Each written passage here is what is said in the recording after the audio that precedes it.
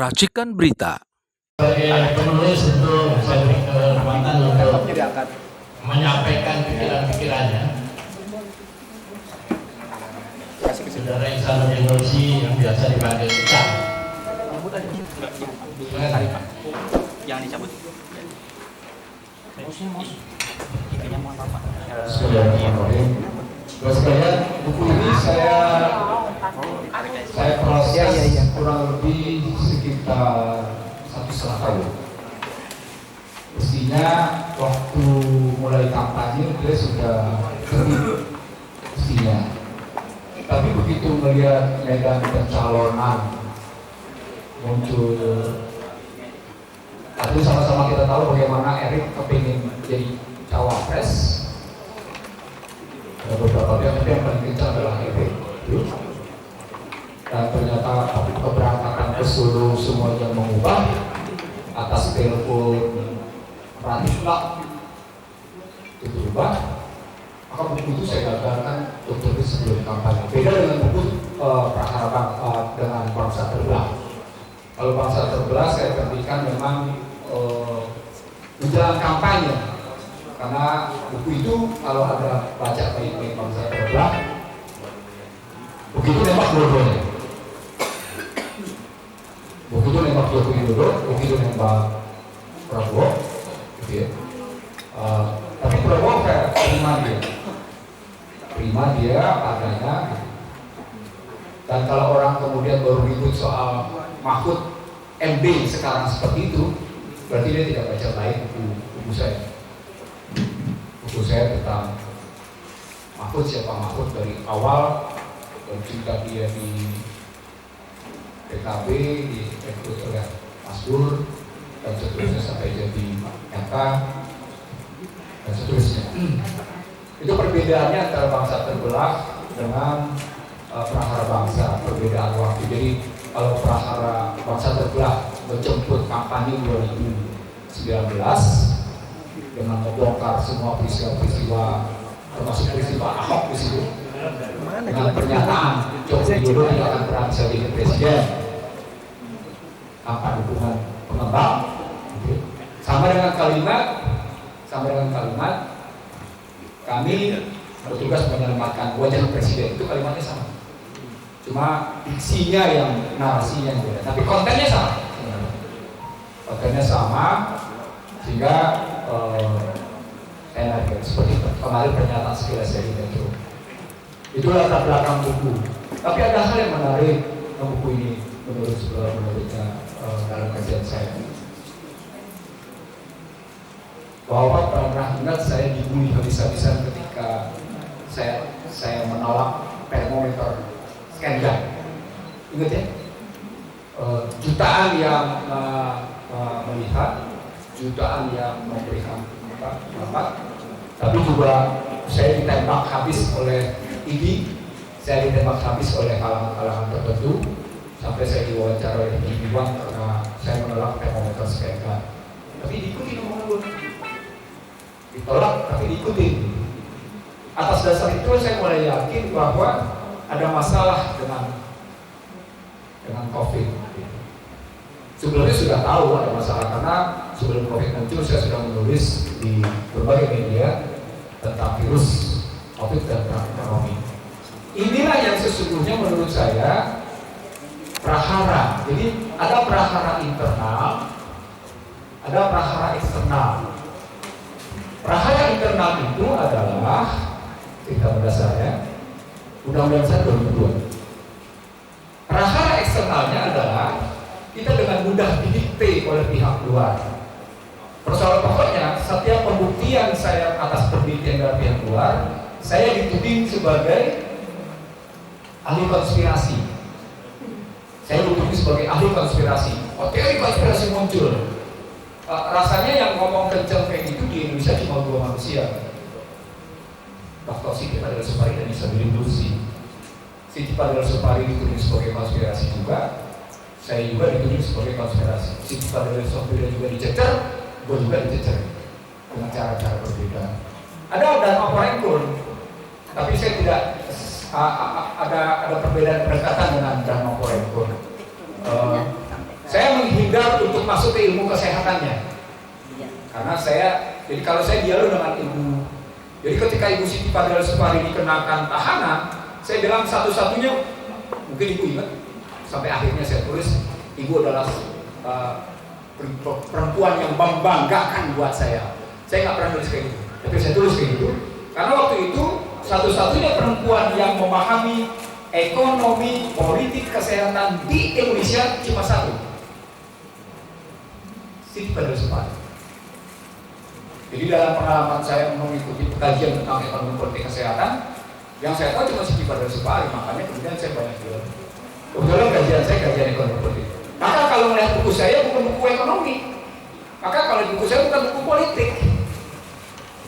Buku saya sejak awal dari yang namanya Selamat Datang di Negeri Amburadul, Kita Belum Merdeka, Siapa Mengorbankan Apa, Ekonomi Konstitusi, lalu kemudian cerita tentang bangsa terbelah dan perhara bangsa dalam buku-buku ekonomi politik. Yang di Indonesia terkadang pendekatan ekonomi politiknya, maaf, secara akademik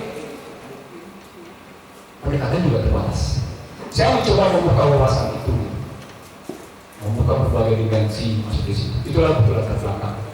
Nah, saya kira yang paling penting lagi, pendekatan saya yang pertama sesungguhnya yang agak repot, saya harus sebut sama Bapak sekalian. Saya menggunakan Al-Baqarah 11. Wa iza qila lahum la tufsidu fil ardh qul innaman nahnu muslihun. Saya buka dengan itu. Kenapa? Karena kata-kata fasada itu dalam Al-Baqarah 11 berdampingan dengan sholat. Tempat ini biasa melakukan kajian-kajian yang sifatnya dengan pendekatan bencana berhubungan, pendekatan aktivitas, pendekatan kekekalan energi, termodinamika, dan memahami ayat. Yang kedua, saya menggunakan pendekatan Al-Maidah 4449 dengan kalimat fahkum. Kalimat fahkum. Kalimat fahkum ini ditunjuk pada posisi 3 kelompok manusia. Kelompok manusia kafir, kelompok manusia fasik, kelompok manusia zalim. Nah, ayat itu saya kutip kayak gitu. Orang lebih gitu loh. Orang lebih gitu. Jadi biar tahu kenapa di halaman pertama, ya kalau Bapak buka nanti itu halaman pertama isinya tentang itu. Tentang kefasikan, tentang kezaliman, tentang penganiayaan, tentang kemunafikan.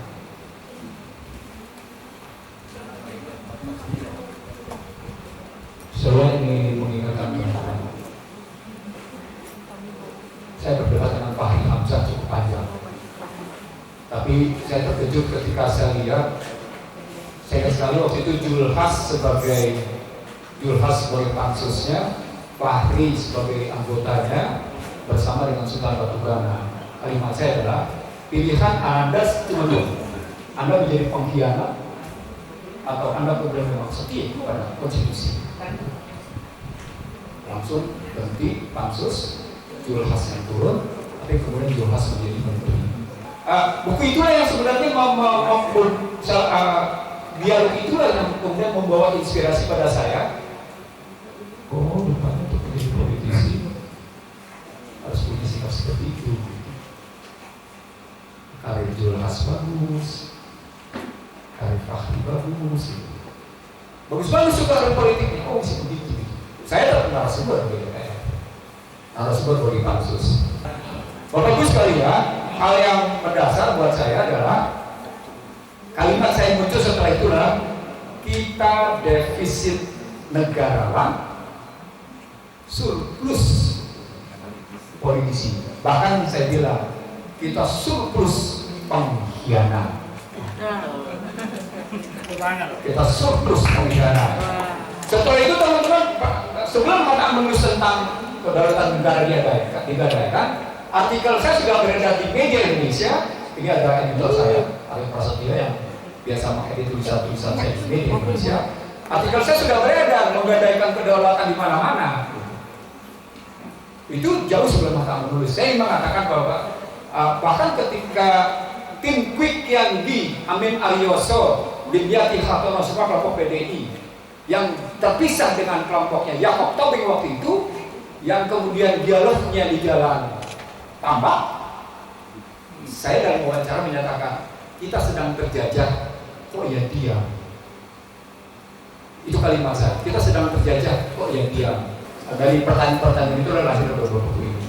Pada fenomena kemunafikan mereka yang konsisten dan jujur dalam berjahatnya, pada iklim sosial politik yang memposisikan pukul adalah alat penguasa, semuanya kemerdekaan itu sebagai kepantasan. Jadi saya menganggap Bapak Ibu sekalian, modal di bawah Prabowo Subianto pun modal sosial masih tetap berantakan. Itu tesis saya sejak 98 dan ternyata saya lanjut.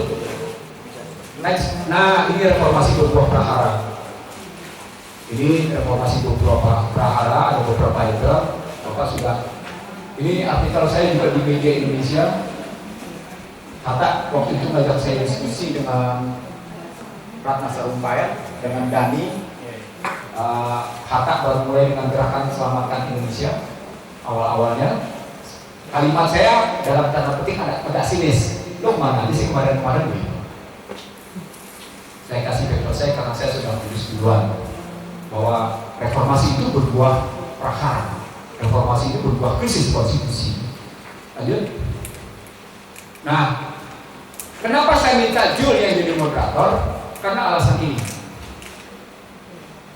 Bapak sekalian, ini kelihatannya sepele. Kalimat ini kelihatannya sepele.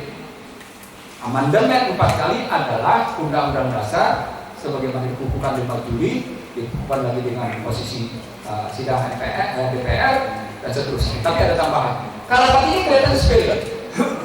Coba mari kita lalui dengan pendekatan konstitusi. Kalau kita dalam dengan konstitusi, sesungguhnya ada berapa konstitusi yang berlaku sesungguhnya? Kalau kalimat ada 2. Ada 2. Jadi sejak namanya 2002, tepatnya 2004 sampai dengan sekarang berlaku 2 konstitusi. Konstitusi Undang-Undang Dasar 45 yang asli dengan penjelasannya dan yang amandemen. Mana yang kemudian digunakan? Yang digunakan 2002. Tapi apakah 45 yang 18 Agustus juga dia tetap hidup? Karena itu ketika DPD bikin sidang paripurna dan kemudian muncul dengan pidato kenegaraan Lanyala Mahmud Mataliti dalam sidang bersama, buat saya yang mengerti tata negara, walaupun waktu itu tidak saya ungkapkan, Lanyala Mahmud Mataliti melakukan apa yang disebut dengan constitutional disobedience. Constitutional disobedience. Dia bukan lagi distrust, dia bukan lagi disorder, tapi dia langsung menunjukkan di hadapan semua petinggi negara sebagai constitutional disobedience jika menunjuknya Undang-Undang Dasar 2002. Tapi kalau menunjuknya Undang-Undang Dasar 45, maka Lanyala Mahmud Mataliti justru sedang menunjukkan obedience, constitutional obedience. Pertanyaan, mana yang dipakai? Siapa yang bisa jawab saat itu kenapa Lanyala Mahmud Mataliti seperti itu? Nggak ada seorang pun, bahkan tidak ada satupun ahli tata negara yang menyatakan apakah Nyala sebagai ketua DPD melakukan itu dengan constitutional obedience atau constitutional disobedience. Nggak pernah muncul kajian itu.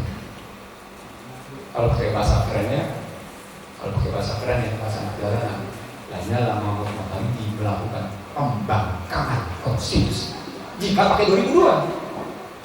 Tapi kalau pakai 45 enggak, dia justru penegakan konstitusi. Tinggal kita pilih secara politik. Pertanyaan pokoknya menjadi kekuatan politik formal ada di mana? Nah, kekuatan politik formal ada di mana? Itu ujungnya adalah diatur tambahan di situ. Di situ kelihatan yang digerak-gerak itu kabel. Nah, di situ kelihatan bagaimana kekacauan cara berpikir dari orang-orang. Yang menarik kemarin Kompas bersama Yakob Tobing, bersama Baru Mulya Lubis, bersama Mahfud MD menegaskan tentang negara hukum menurut Undang-Undang Dasar 2002. Saya tidak tahu apa yang dimaksud dengan negara hukum dalam perspektif. Yang pasti kalau Mahfud ketika dia debat sama saya menghindar. Mahfud berapa kali gitu? Next, Sayudi silakan masuk sini. Waalaikumsalam. Lanjut. Bapak sekalian, gambar ini menunjukkan betapa sesungguhnya Undang-Undang Dasar 2002 menabrak fondasi dan menabrak visi misi. Kelihatan di situ nabraknya, sehingga semuanya kesannya menjadi politisasi. Ini gambar ini kelihatan begitu. Dan itulah cerita buku ini, Prahara Bangsa. Prahara Bangsa gitu ceritanya dikesani. Makanya saya ingat di WA konstitusi itu orang yang pertama menyatakan Joko Widodo I am the king, I am the law adalah saya. Siapa yang first?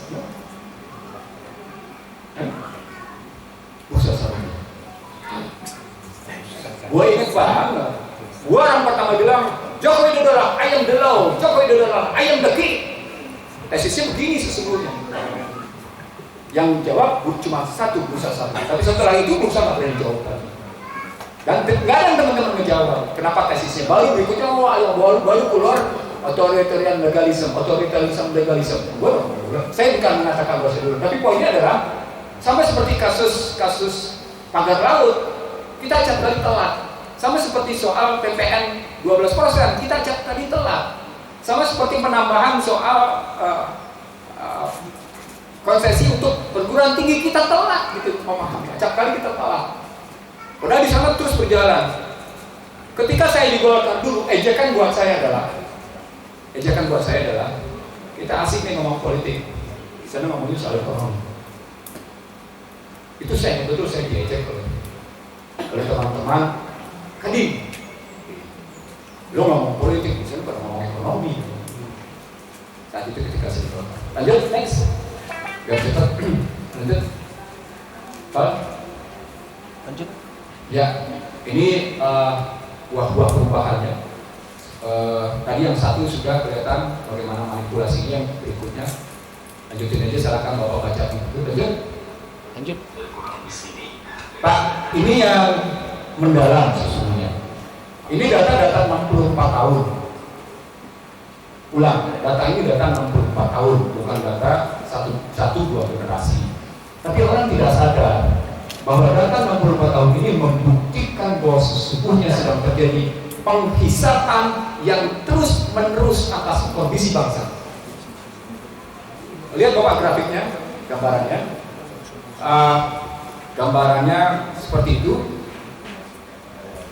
Ini bagi teman-teman yang mengaku free market mechanism, yang mengaku free enterprise, yang mengaku free project exchange, nggak masalah. Tapi kalau diambil dalam kerangka secara mendalam, orang mestinya sadar bahwa dengan grafik seperti ini, ketika dihubungkan dengan PDB, ketika dihubungkan dengan PDB per kapita, ketika dihubungkan dengan yang namanya kerentanan eksternalitas, kalau pakai ekonomi moneter fiskalnya, saya ulang, pakai ilmu kerentanan eksternalitas, maka sesungguhnya yang sedang terjadi, Indonesia tidak akan pernah berhenti dihisap.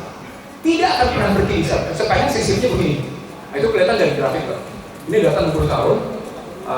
Bagaimana dari tahun 64 sampai 97 dan seterusnya. Lanjut. Bapak sekalian, saya mau mengatakan kalau kita begini, selama 10 tahun kita berhadapan dengan resepsi. Untungnya itu minta maaf. Dia pernah tangan bersama Joko Widodo, tapi Richard minta maaf. Saya minta maaf. Oh, tegas dia ngomongnya. Jantan ya? Lo enggak, asal-asal ini bikin daya hadarnya Joko Widodo.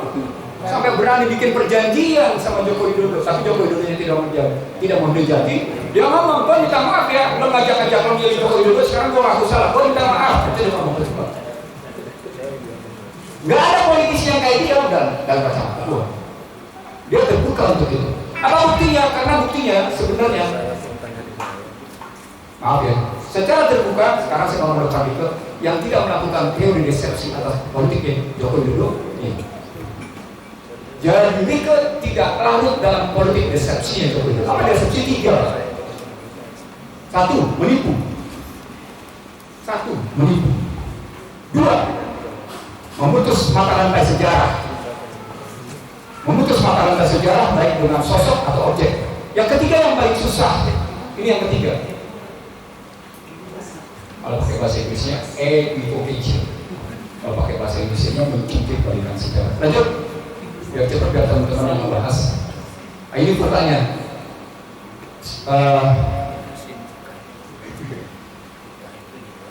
UKA itu volatile, uncertain, kompleks, ambigu.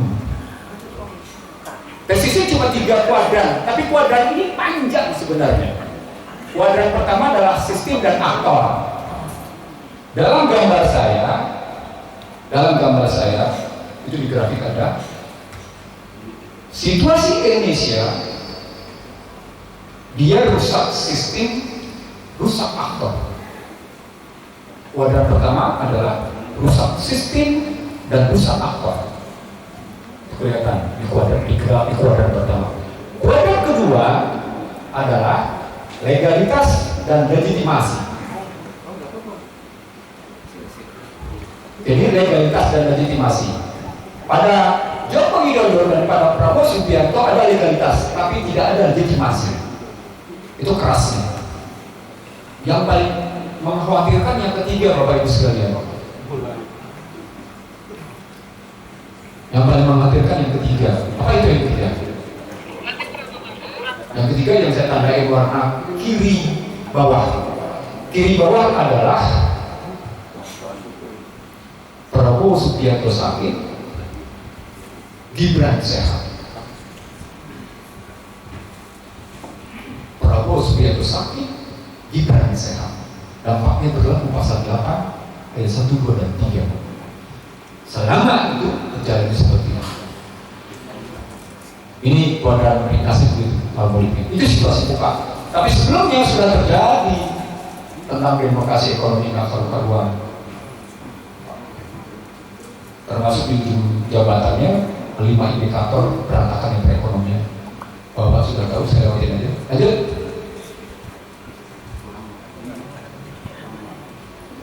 Ketika saya membahas kajian Susilo Bambang Yudhoyono tentang Trans-Pacific Partnership digagas oleh Obama, kalimat yang saya dapat adalah kudeta korporasi.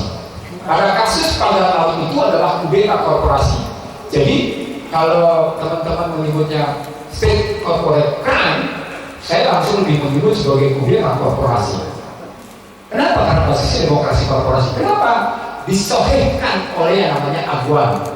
Kami harus menyelamatkan wajah presiden.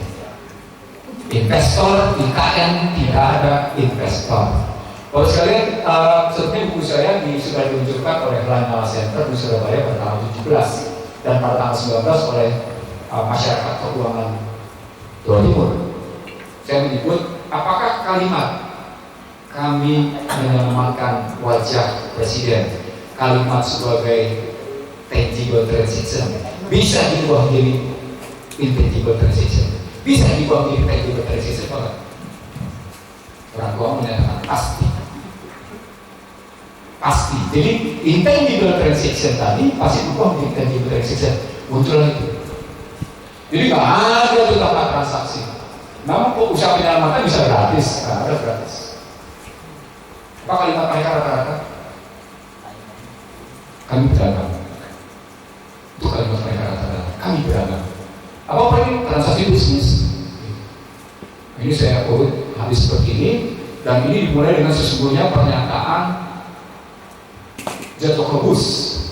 Jadi kalau Bapak Ibu lihat di buku saya nanti, pernyataan Jatuh Kebus pada National Security Strategy of US September 2002. Saya bongkar habis di situ bagaimana kredo Amerika. Nah, menarik sedikit saya sampaikan. Saya iseng bincang GPT. Saya adu kredonya Jatuh Kebus dengan sikap politik Amerika. GPT nggak saya jawab. Karena terjadi inkonsistensi. Lanjut. Nah, ini yang saya biasa ngomong kayak gini sama si Cibarilak dan sama Dharma Poipun. Tapi kemudian berubah terakhir. Bu Siti, tadi pagi saya baca Robert Kennedy dihajar habis oleh Demokrat untuk 2 hal. Pertama untuk soal bagaimana vaksin, dan yang kedua soal bagaimana sebenarnya AIDS. Nah, itu dikaitkan dengan bagaimana penyelamatan Anthony Fauci. Jadi Anthony Fauci sudah diselamatkan lebih dahulu, ya, sudah diselamatkan lebih dulu oleh Biden sebelum dihajar habis oleh namanya Donald Trump, karena Donald Trump memang menyasar. Teman-teman sekalian, desain berpikirnya. Kalau teman-teman mau melihat bagaimana desain berpikir ini, lihat lampiran. Lampirannya adalah MOU antara Kementerian Kesehatan dengan Bill Gates. Jadi dengan Bill Gates. Nah, ini saya bikin desain berpikir begini. Lanjut. Jadi kalau perang yang sekarang terjadi sesungguhnya sudah mereka rancang sejak 2004, 2008, dan 2022. Musuh mereka tidak pernah berubah. Bagaimana ini saya ambil dari National Defense Strategy of US. Jadi saya ikuti bagaimana kekalahan Amerika menghadapi China dari mulai 2002, 2004 sampai berlanjut sampai kondisi 2020 dan sampai sekarang. Kalimat yang paling akhir adalah dari Peter Texas dengan judul buku American Crusader, Kill Islam. Kill Islam. Dan itu tersebar di mana-mana sehingga mengganggu bagaimana. Tapi itu dibiarkan oleh Trump. Kalau Bapak percaya silahkan lihat sendiri dari buku American Crusader. Tapi saya berdesain untuk membuktikan bahwa sesungguhnya Amerika konsisten. Saya ulang, konsisten. Amerika siapapun presidennya, Amerika konsisten. Jadi bukan sekarang. Ini dimulai kalau buku Iksan Dimensi menyatakan ini dimulai dari Woodrow Wilson. Jadi bukan dari sekarang. Kenapa saya ambil cuma sekarang? Karena up to date. Tapi kalau kita mundur ke belakang, dia ternyata konsisten dari zaman Woodrow Wilson. Lanjut. Ini sebagian cerita tentang Anis Haryadi. Kalau Anda boleh. Lapis pertama siapa? Lapis kedua siapa? Lapis ketiga siapa? Lapis keempat siapa? Lapis kelima siapa? Posisi api itu bisa kita tempatkan dalam analisis ini. Makanya dengan mudah kita bisa membaca apa agenda posisi api kalau pakai desain berpikir ini. Bapak bisa lihat di sini di halaman ini. Mudah sekali membacanya. Sama seperti Garuda Biru. Ketika Garuda Biru Indonesia darurat, cara membacanya mudah sekali. Kalau kita pakai desain berpikirnya ini, kita bisa langsung tahu orang ini ada di mana posisinya. Kita bisa tahu isunya kemana larinya. Kita bisa tahu isi pesannya apa, tinggal kita konfirmasi. Konfirmasi adalah pemberitaan-pemberitaan yang mereka munculkan sesuai dengan desainnya, sesuai. Ini saya bikin seperti ini dari berbagai sumber. Ini ada di perangkat bangsa sudah. Lanjut. Ini bukti donasi dan pendanaan Badan Kesehatan Dunia. Itulah salah satu alasan Trump keluar dari Badan Kesehatan Dunia. Bukan hanya karena berbeda soal vaksin dan COVID, ada hal lain. Dia berbeda dengan jajaran Pfizer, dia berbeda dengan Bill Gates. Yang paling penting, dia menyelamatkan ratusan juta dolar APBN Amerika. Ratusan juta dolar. Bisa dibilang angka saya serius, kelihatan serius. Ini bukti bahwa sesungguhnya COVID dan vaksin bukan agenda biasa. Bagaimana mungkin BMGF menjadi donatur yang bisa bersaing dengan negara Amerika? Bisa kelihatan angkanya. Bisa kelihatan angkanya.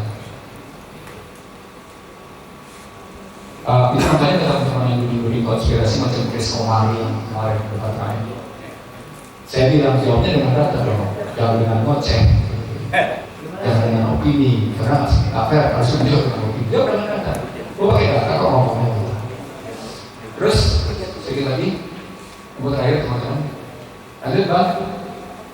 Habis, baik. Sebagai penutup teman-teman sekalian.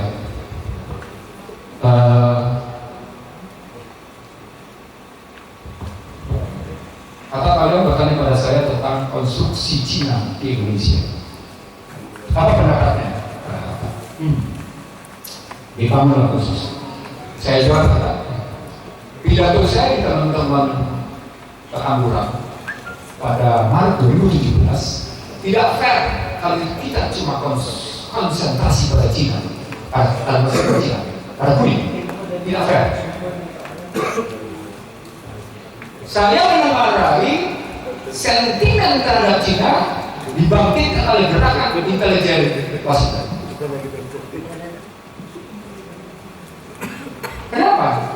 Karena sejak 2002 hingga hari ini Amerika tetap kalah dalam perang cyber, Amerika tetap kalah dalam persoalan perang dagang, Amerika tetap kalah dalam perang elektrik vehicle. Teresa lewat dengan BYD, Build Ukraine. Jelas kalah sudah. Pada hari ini, ketika yang namanya Cina dikenakan tarif, Cina malah menyatakan, terima kasih, kami akan mengoptimasi pasar kami. Baik, Anda silakan urus dengan negara, saya akan urus negara saya. Saya kebetulan, saya masih lihat sama Arif, bagaimana saya ikut beberapa kajian keluar. Nah, saya ingin mengatakan pada teman-teman, izinkan saya menyampaikan sesuatu. Jangan kita makan isu sentimen negatif Arab terhadap Cina. Tapi juga jangan ikut sentimen Cina untuk negatif terhadap Arab. Saya tidak mengerti cara berpikirnya Prabowo Subianto. Kalau memang harus bicara bebas, politik bebas aktif. Karena sentimen terhadap kuning dibangun oleh sentimen negatif, maksud saya. Dibangun oleh putih, sentimen putih dibangun oleh kuning. Mari kita ikuti isu di belakang Belt and Road Initiative. Jangan dulu kasusnya cuma soal turnkey project. Jangan nggak bisa begitu kita melihatnya. Kita ambil satu diksi saja, satu narasi saja. Pada Belt and Road Initiative apa isinya dalam pertumbuhan? Apa kata kuncinya? Narasinya? Kerjasama pertumbuhan. Kerjasama pertumbuhan. Apa isu putih dalam konstruksi pertumbuhan?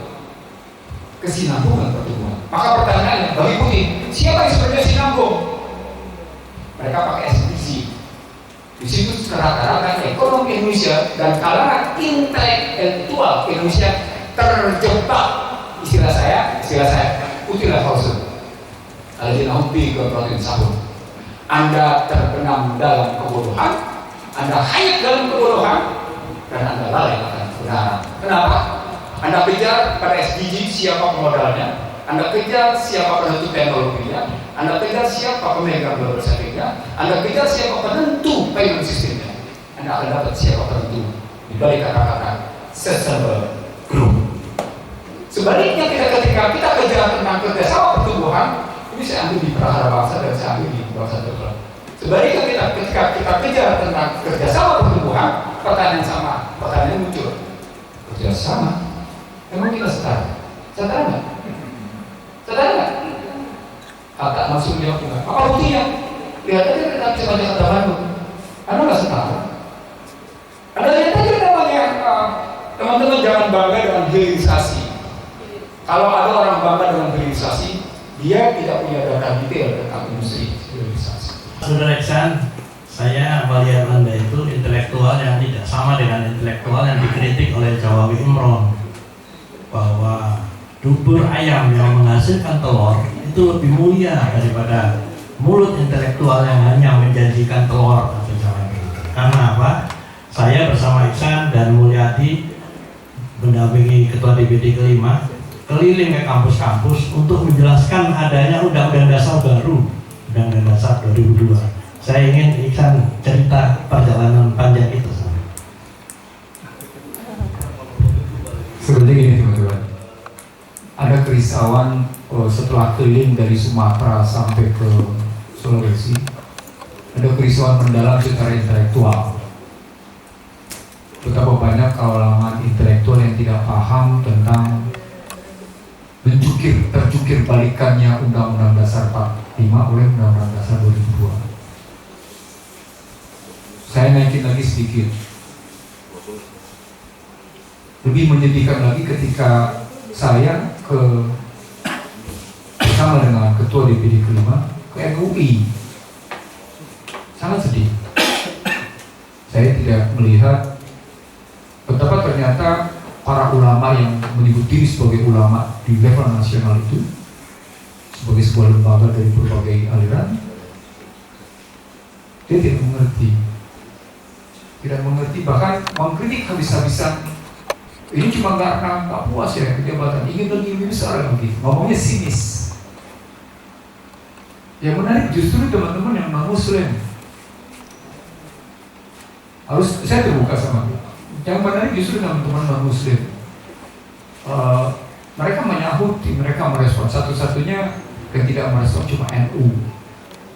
Jadi dari perjalanan kami dari Sumatera sampai ke Sulawesi, pembelajaran yang paling mendalam adalah kita sudah disepsi oleh kekuatan luar, dan hasil persepsi itu adalah kita menikmati pemilu, sebuah keniscayaan untuk memilih pemimpin.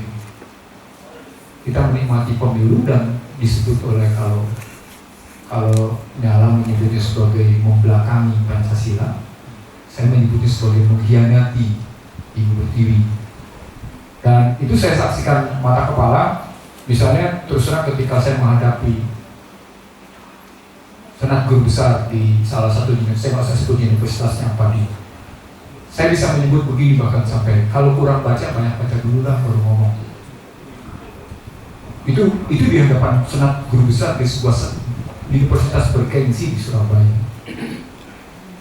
Dan rektornya, senat guru besarnya sampai malu ketika lagu yang dia bacakan, yang dia nyanyikan itu justru ternyata, saya menyebut di situ, diketuti oleh Undang-Undang Dasar 2020. Dia tidak sadar itu. Dia nyanyikan lagu itu sebagai himne mereka, tapi kemudian dia tidak sadar bahwa lagu yang mereka nyanyikan itu diketuti oleh Undang-Undang Dasar 2002, dan kemudian mereka membantahnya, dan kemudian saya bilang ini konsistensinya nggak ada. Terakhir yang paling menarik adalah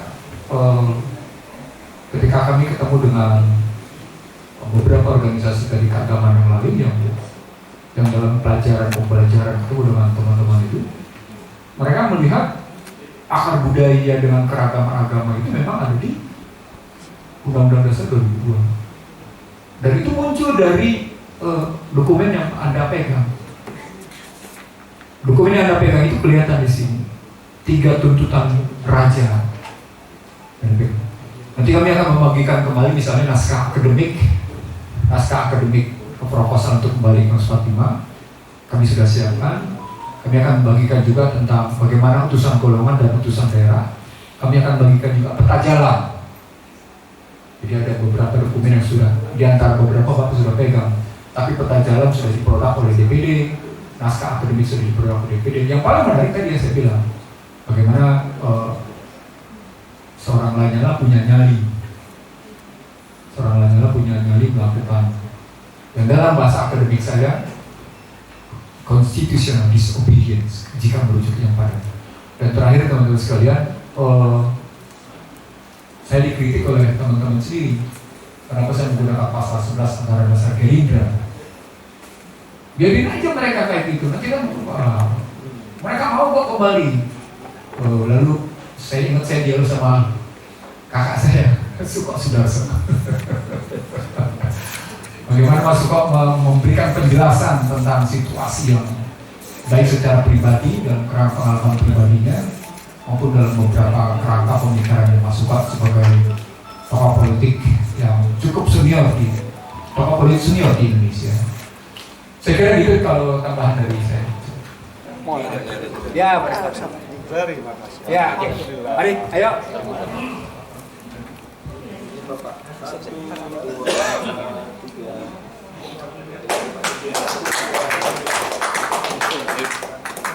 Terima kasih.